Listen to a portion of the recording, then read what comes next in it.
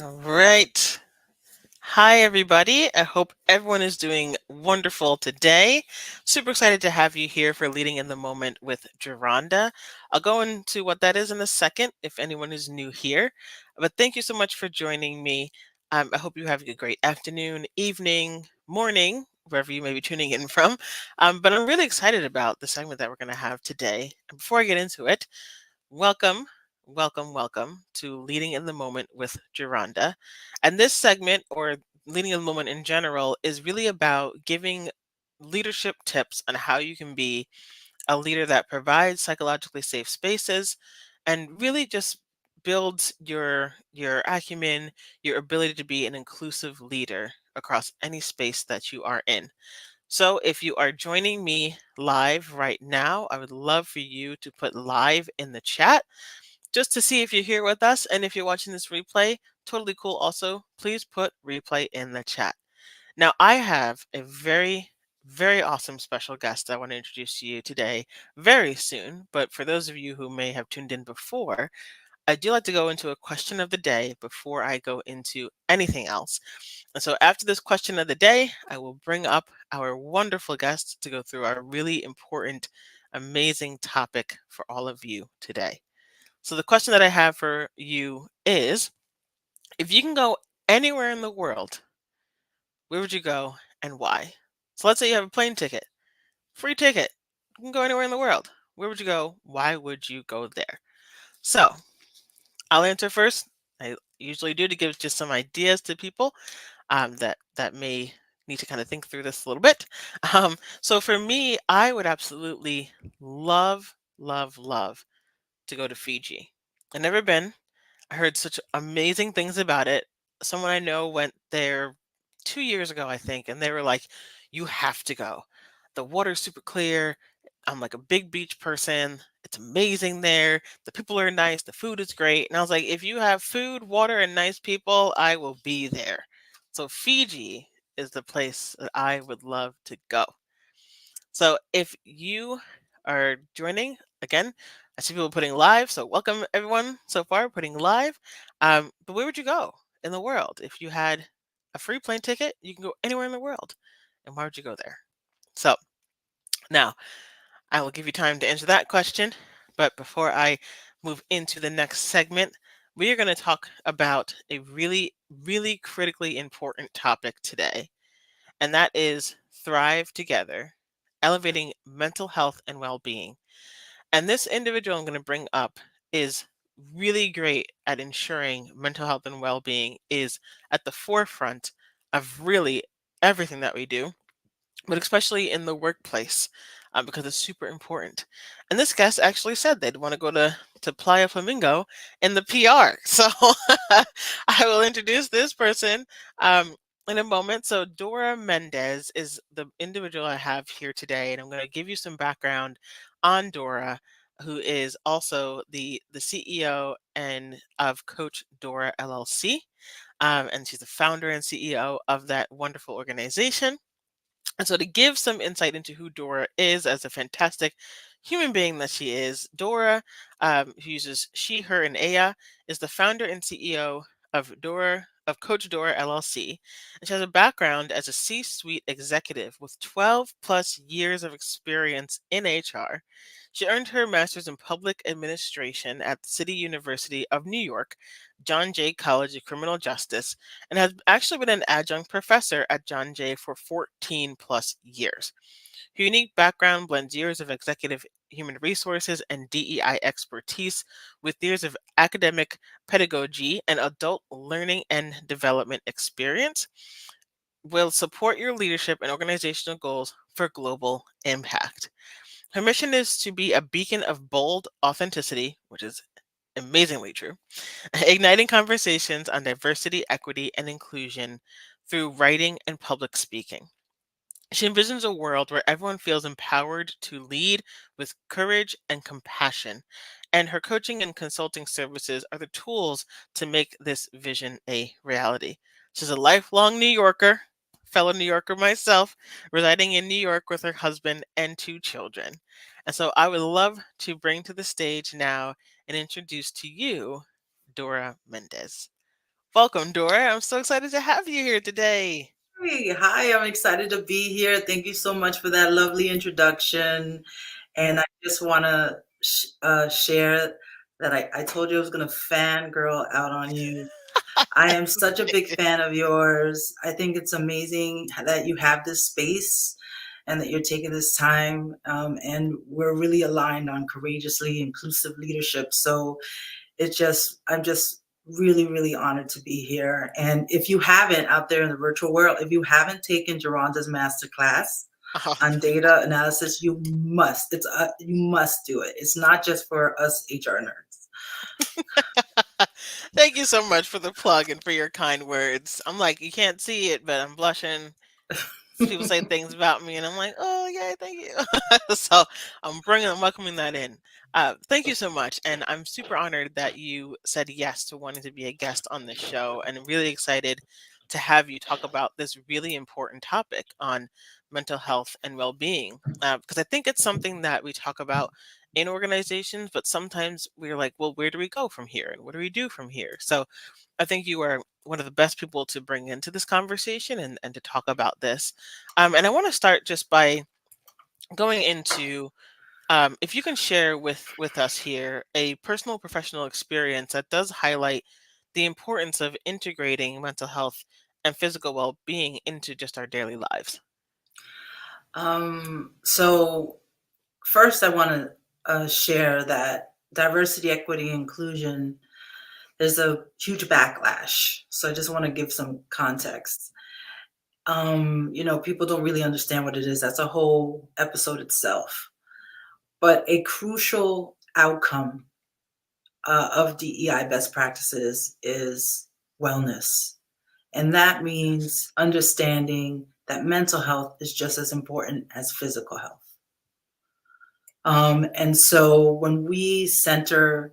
um, when we talk about the workplace and we center mental health and wellness and well being of employees, what we're actually doing is really just making sure people have everything that they need so they can bring their best self to work.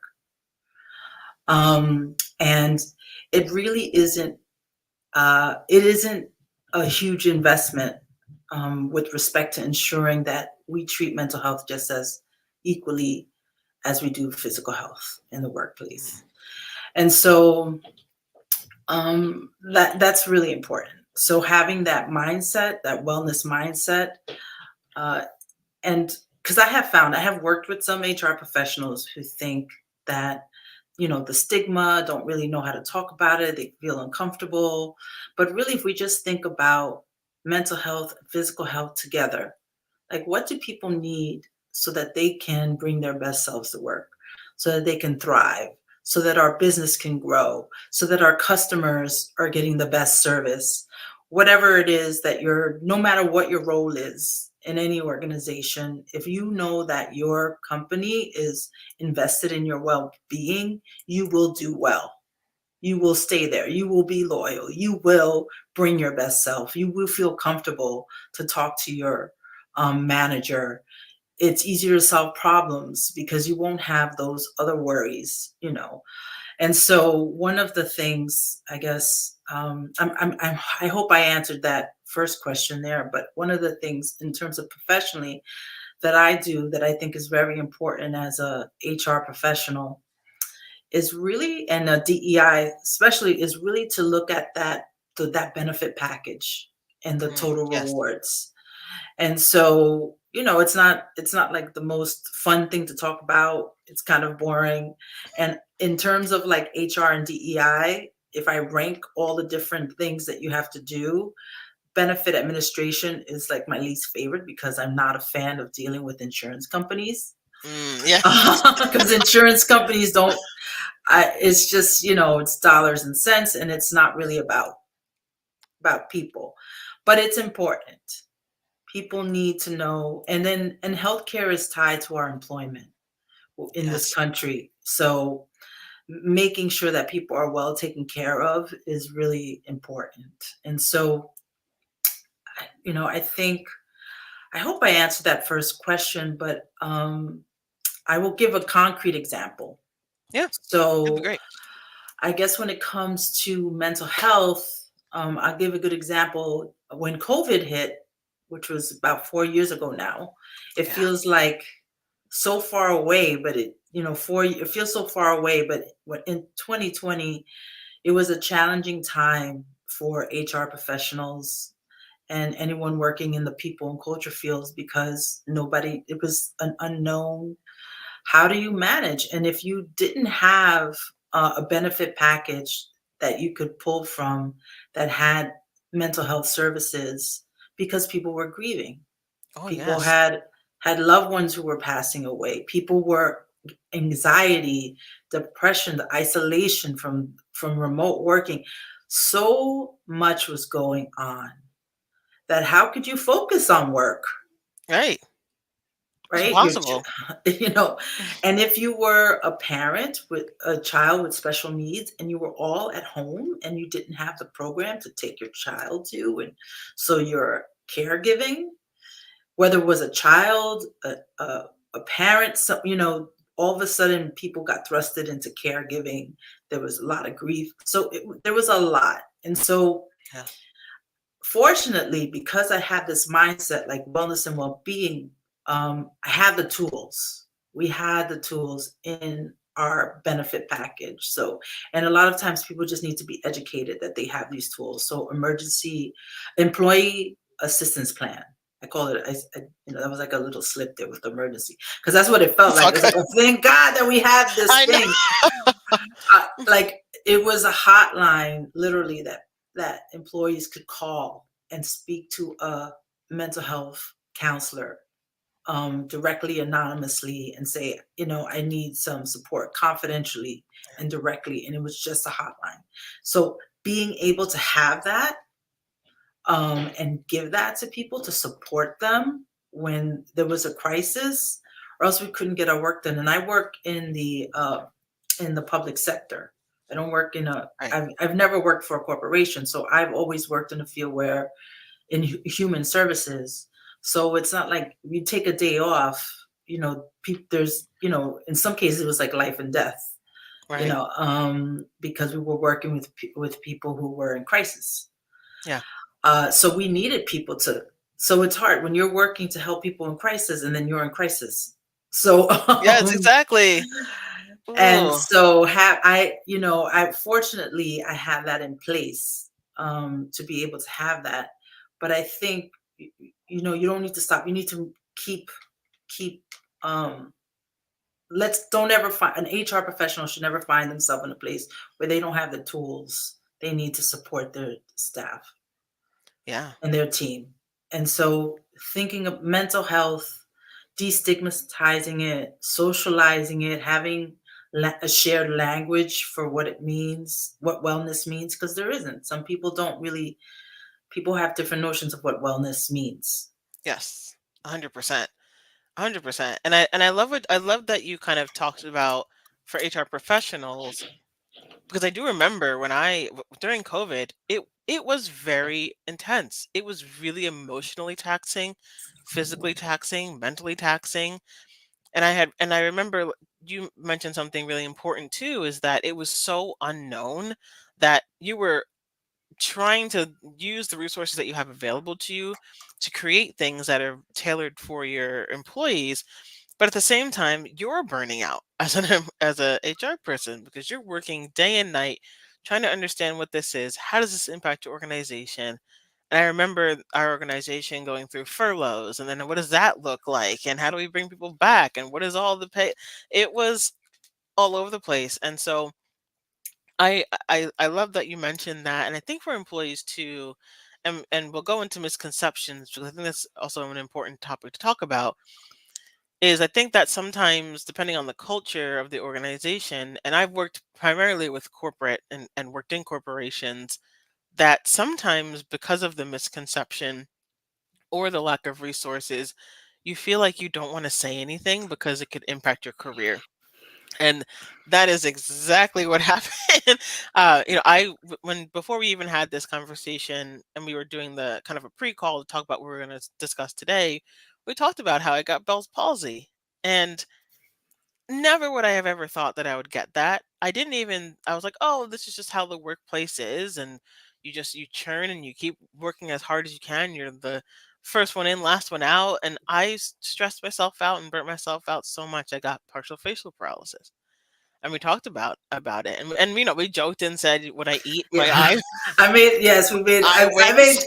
I teased you, and you brought it up because I said, oh, I won't tease you I on know the you live stream. But, exactly. but that's how intertwined physical health and mental health. Yes. That's how it is so intertwined. Your Yeah, physical health was impacted because there wasn't the care and support for the mental health. exactly. Um, 100%. and and I mean, you're not the only one who thinks you need to grind and you shouldn't say anything, and that is unfortunate. Right. And it's unfortunate because I mean, the truth is the best workplaces provide the kind of flexibility and support that employees need because you I don't know, I don't like to quote this guy, but I'm going to quote him because he practiced what but when I think of Branson, right? I think Oh, of Richard Branson. he believes in paying people well and giving them what they need and being flexible because a happy worker means you get better. A happy worker makes better products. A happy worker is happy to come to work and then they're going to be loyal. A happy worker Right. stays. And so I think that happiness and wellness, all these misconceptions about what that means. And um, partially because some workplaces believe, well, that's touchy feely. That's not our Yeah. place. But Right. it isn't about, touchy feely. If you want, if you want to be, cynical about it, if you want to be productive and you want your business to be successful and you want your business to make money and you want your business to have outcome, you have to treat your workers right. Yes, 100%. And you have to provide them with the support they need so that they can bring their best self to the workplace and do their best work. Yes. So I mean, I wish everyone would think like that. I know that's not the case. That's not always the case, Yeah. right? But there are things that people can do to figure out what resources that the workplace has so that they can support their wellness. My attitude towards it is that no one should have to ask for an accommodation. No Mm, one should have to ask. It's there, right?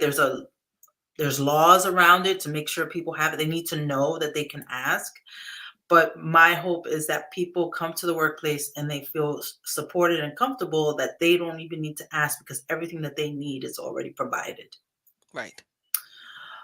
So whether That's that's a amazing. wellness room, whether there's a hotline, emergency hotline to call, whether there are spaces that are created for, that's why I say, employee resource groups.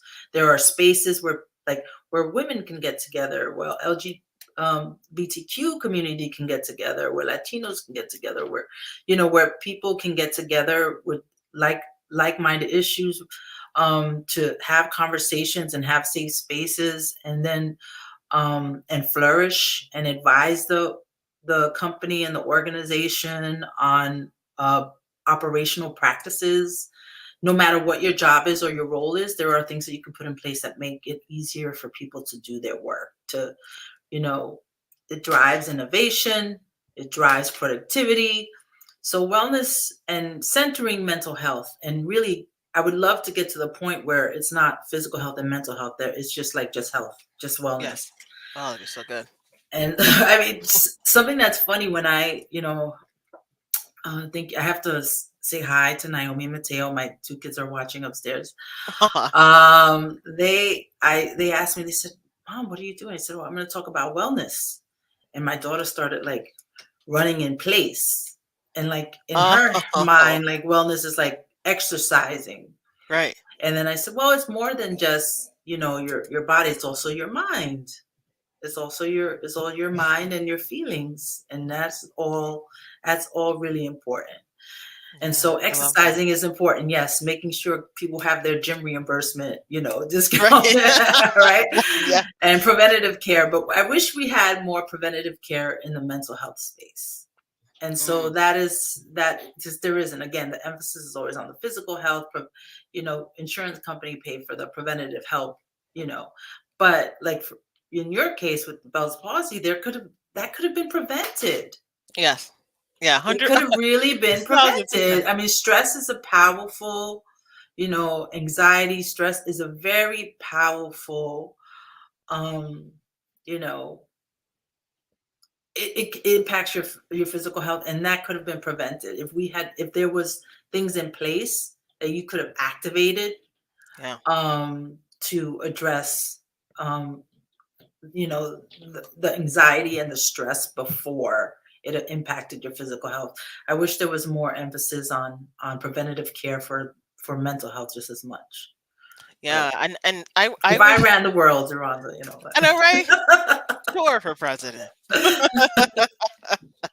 Yeah, no, and it's true. I think that sometimes and kind of going into those misconceptions, I think for me, like we were talking about earlier, I felt, oh, well, no, I have to push through this because I have these deadlines, I have these outcomes, I have these things I have to make sure that I get in a good place. I also want to be seen as a top performer. So I need to do these things and show that I am capable. And that happens, I think, a lot where common misconceptions of health, we'll say, can really affect how somebody feels comfortable to say things. And so I kind of want to move into the misconception part of it too, to talk about some of those common misconceptions about the relationship. And you kind of touch on this a little bit about the relationship between mental health and physical health. And I'd love for you to share two ways that we can address them. um, so I guess in the workplace and in life, uh, is don't be a um, I guess in the workplace and in life, I think one is to recognize that you have to take that self-care, that you Yes. need to take time for your self-care. You need to take time for yourself. And so if you're someone who takes time to jog in the morning or go to the gym, or you take vitamins, make sure you take your vitamin every day. Um, you need to do the same for your mental and emotional state. And so just so when you're thinking about your checklist, like in life and at work, you know, I would say one, take time for self-care. Mm. And it doesn't have to be something expensive or something that, just 5 minute of quiet if you can get it. I don't know. It's hard for me with two kids, but um, you know, uh, you know, just even if it's just 5 minutes of quiet, whether maybe in the car, Mm. just something, just 5 minutes of quiet. Something that I do in terms of self-care. That's one, is the self-care. Something that Yeah. I do is I practice gratitude. I have a tendency to have trouble sleeping when I'm worried about things.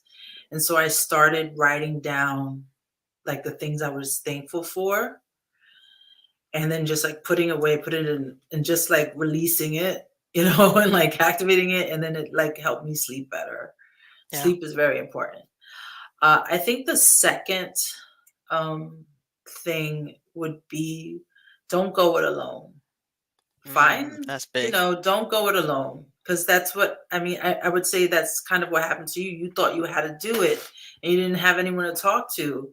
So I think it's always important to find someone to talk to, whether it's another coworker, if there's no employee resource group, just another coworker, a friend, a mentor, a coach, like me. I think you should always have someone to talk to. Always have someone to talk to, um, just so that you don't feel so alone. Loneliness is not good. Right. So those are the two things. So self-care, and find your community, whether it's your church, if it's faith for you, if it's just some kind of community.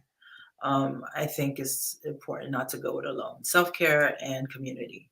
are the two things I would say in life and in the workplace. Yeah. And I love that too because I do wish it was almost a too late moment for me. It was I got this, and then it made me really think about and realize, okay, what do I need to do differently right now that's not going to put me back in this place? And so I started doing breathing techniques and meditation and going on walks and just doing things that like got my mind in a better place with everything. And I think the things that you say is like self-care is so important. And a follow-up question to that is I think that a lot of people feel that, well, self-care I think for many people is different depending on the person.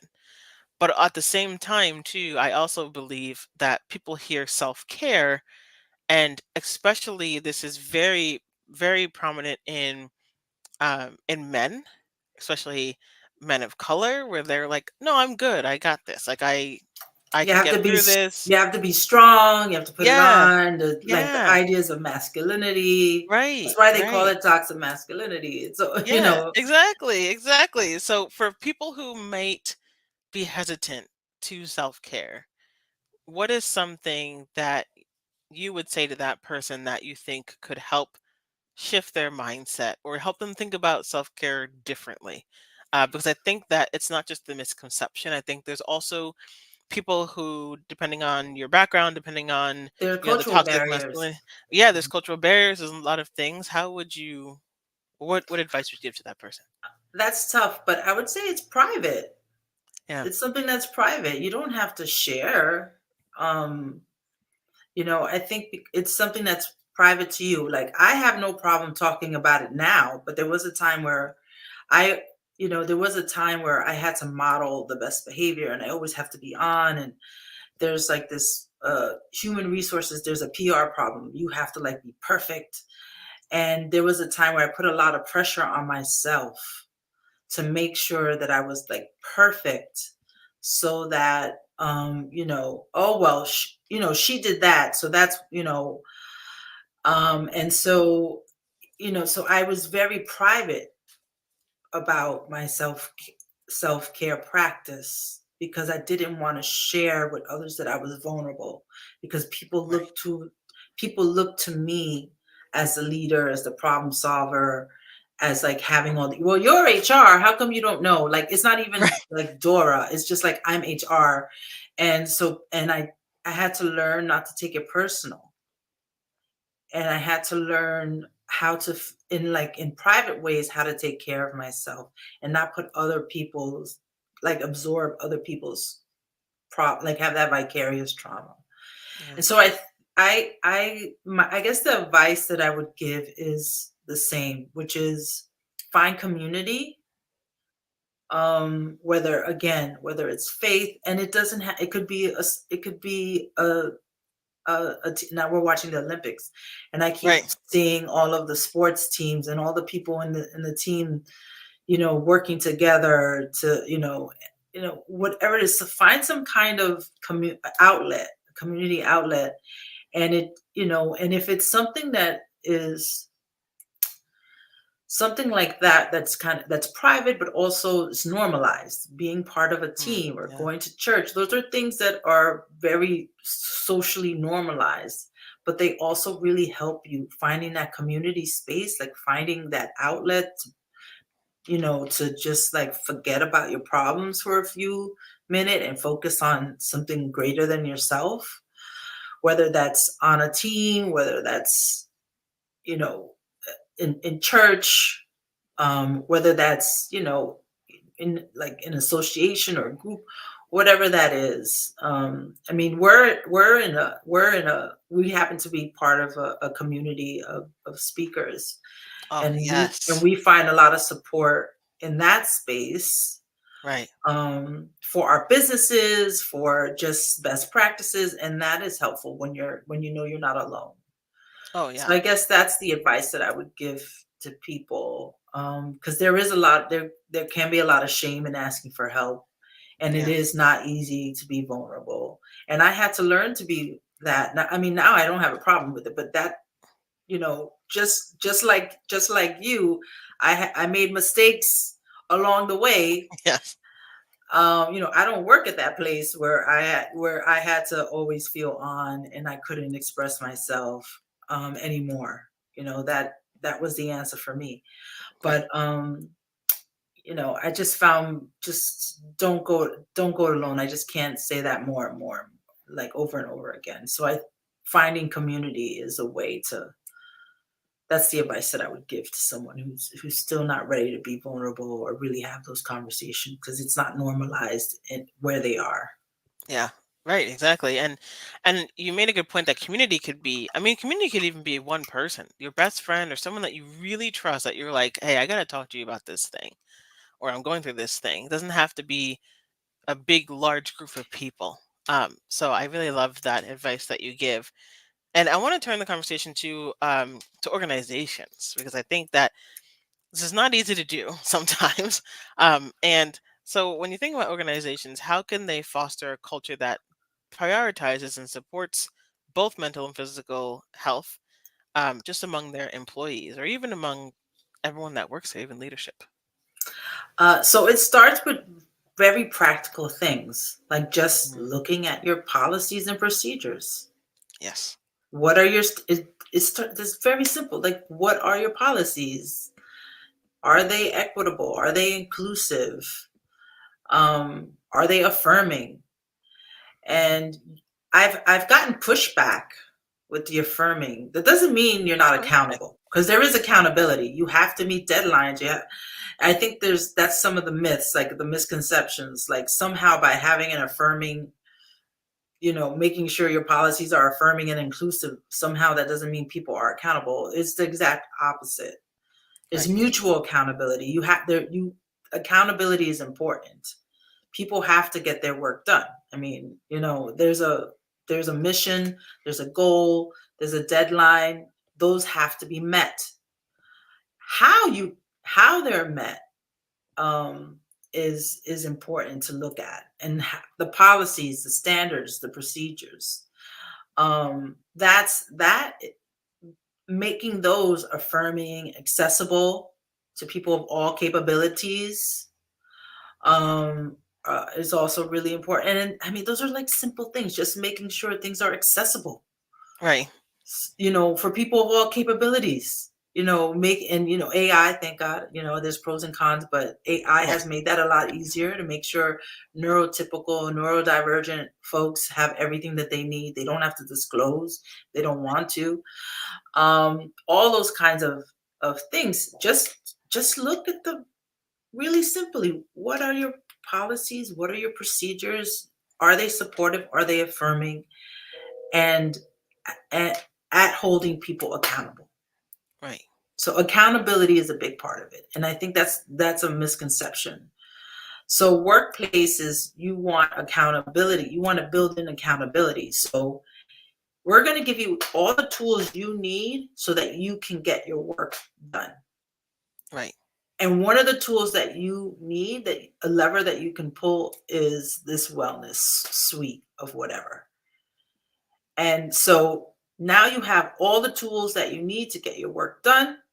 And if that means you need to use this suite of, wellness practices to do that, go on. At the end of the day, get your work done, and do it well, and all of that kinds of things. So, you make sure the mechanic has everything they need to fix the car, right? So whatever job you have, just you have to also make sure that people have everything that they need to work. That does not mean that you're not holding people accountable. That's one of the myths. Yeah. So organizations really need to think, give people everything they need so that they can do their job. Yes. Yeah, and I think you said something important, which is like give people what they need.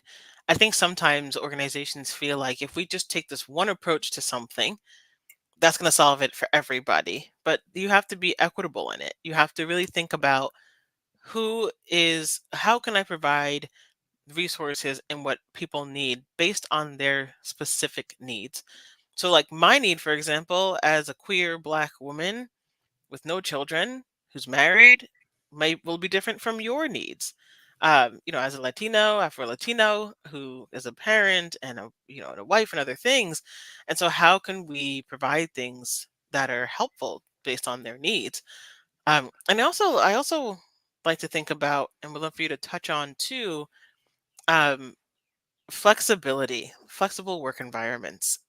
I think that some companies feel differently about flexible work. Some companies, Mhm, like for yes. me, and this people might be like, "Trying to really," but like I personally would love there to be 4-day work weeks. And I know there's so much research on it that says the companies that have tried it have seen such an increase in productivity.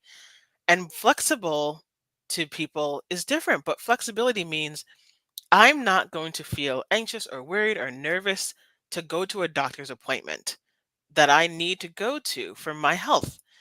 When there's I have a friend who was talking to me about the organization, and she was like, "I'm not even going to ask to go to the doctor, and I'm feeling so awful." I said, "What? Why?"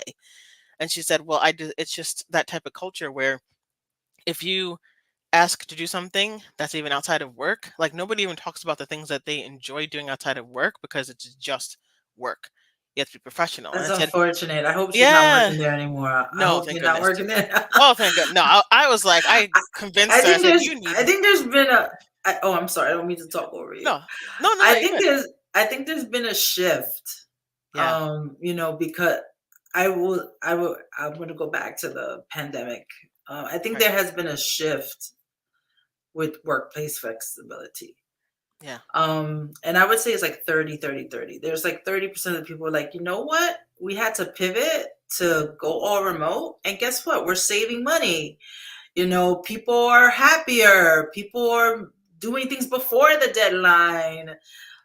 People are socializing in Slack channels and in DMs, and you know what?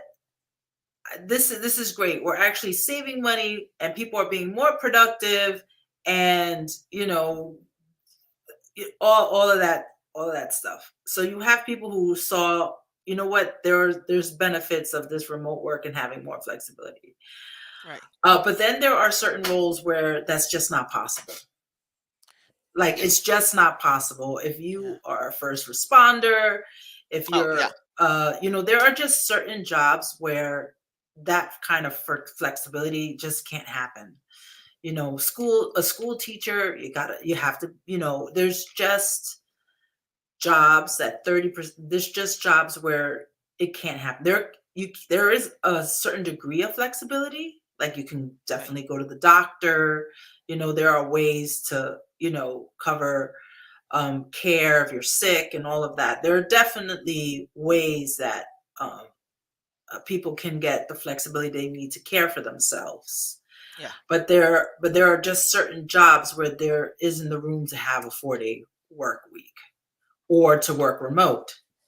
So yes, for those roles, flexibility has to mean something else. So whether that's, having coverage for when people do go to the doctor and people are not afraid, so there we have to think about what flexibility means for those roles, because there are just some jobs that you can't, when you go to the hospital, you expect the doctor to be there. right. Whatever the virtual world of doctoring is now, that's like, I have an eye infection, they can see that through the camera. But if you've broken a bone, you can't do that through video You're like, doctoring. "Let me lift my leg and show you." Virtual health, yeah. No, when you go to the doctor, you expect the doctor to be there. So there are just some jobs that can't be looked at in that way, with the 4-day work week. So Right. while I love that, I think it's great. There are just some people who will never be able to do that. Yeah, yeah, And then there are people who are strict, and they just think, I'm not paying people to be in their pajamas. But it's not about being in their it's not about being in their right, pajamas. So, and then there are some people who really, really are strict, and they just believe people should be like machines right, and like an assembly line. And there's that attitude that they must physically be tied to a place. And and I think, and there's been a lot of pushback with that kind of mentality, that there have to work in some kind of flexibility, right. so that, you know again, people can innovation, productivity, if you don't give people room, some flexibility, whether they have children or don't have children, giving people flexibility with their time so that they can bring their best selves to work is really important. So it you know, everyone's got to figure out what makes sense for their business. But because there are just certain rules that flexibility means something else because they just Yeah. can't do 4 days a week. Right. Um, so but then I don't think the strict like making everyone come in 9 to 5 is the way to go either, especially in this global market. You might be doing business, if you're doing business in another country, having flexible schedule where I can wake up at 7 a.m. in my pajama pants and have a suit jacket on top and do work at 7 a.m. one day and then get off the clock at 3 that day because I'm on the phone with someone somewhere far away. In this global economy, you need the flexibility. Yeah. Yeah, for sure. Exactly. And I think that it's a flexibility to, like you said, that certain jobs it will be much more difficult, if not impossible, to try to implement something like that. But I think the biggest premise too is that you are ensuring that they can do things at certain times to take care of themselves. Go to the doctor's Yes, appointments, go to correct. therapy, go to As long these. as there's some Yeah. kind of options. I guess maybe I'm speaking more towards like making it a federal law. Yeah. Yeah. Because I think it's great if it's a Yeah. kind of business that can do 4 days a week. That could make sense for certain businesses, Right. right? But I just my qualms are like making it a federal law. Oh yeah. No, that would not. No, I don't So that's think. because there is a proposal for that to Yes. make it No, like there is. yeah. Yeah, there I is. just think that 4 days a week has worked. It does make sense, and it depends on what kind of business you're running. Oh yeah. Oh yeah. Yeah. That could be a whole other topic we could Yes. talk about. But I know we're almost close to time, and I know you have closing stuff. But all I will say is that I really do think it's important to normalize when you can, as a leader, as leaders, Yeah. for the leaders out there, it can be lonely and isolating. Find that community. People expect you to be on all the time, and it's unfair. Yes, give yourself some grace. And for those who, for those non-managers out there, again, self-care, finding community. It's the same advice: self-care, finding community, and making sure that if you feel comfortable, normalize the conversation. Start to normalize and socialize the conversations about mental health. So something that people debate about in his office are sort of like Heritage Month and months. So like Mm. October is Mental Health Awareness Month. Right. I actually love these months because they give you an excuse to normalize conversations. Mm. Yeah. So, like Hispanic Latinx month is coming. And I love the opportunity to share my culture and with people who are not from that culture. I love having like being front and center, even though in my house is Latinx heritage every day. Right. You know, Exactly. it's nice because for 1 month, even though I still don't understand why we're September 15th to October 15th. I don't know why we're mid month. We're the only one that has like October, September to October. I don't. Right. But and then Right. people complain about Black History, 28 days. Why do we do? I know. Yes. You know, Exactly. but and I know there's controversy. If you're proud of your Blackness, you celebrate your heritage every day. But Yeah. it's nice to have a month where it's highlighted so that you can bring in others into the conversation and normalize it and normalize conversations. And so October is Mental Health Awareness Month, right? Domestic violence. There are all these awareness months are opportunities for us to have conversations and normalize it Yeah. and have conversations when people aren't usually talking about mental health. And I mean that has changed. We've come a long way. I mean, there was a Yes, time where I will no agree. one talked about it. No one talked. I mean, now there's a whole suicide hotline. There's so much more now. People now there's language behind, the autism spectrum and the neurodiversity versus neuro. Now we have language. I mean, 10 years ago we didn't have a language. Right. You know, so we have come a long way to put mental health in the center, and we still have a long way to get to wellness where mental health is just as important as physical health, and where we just think of it as health.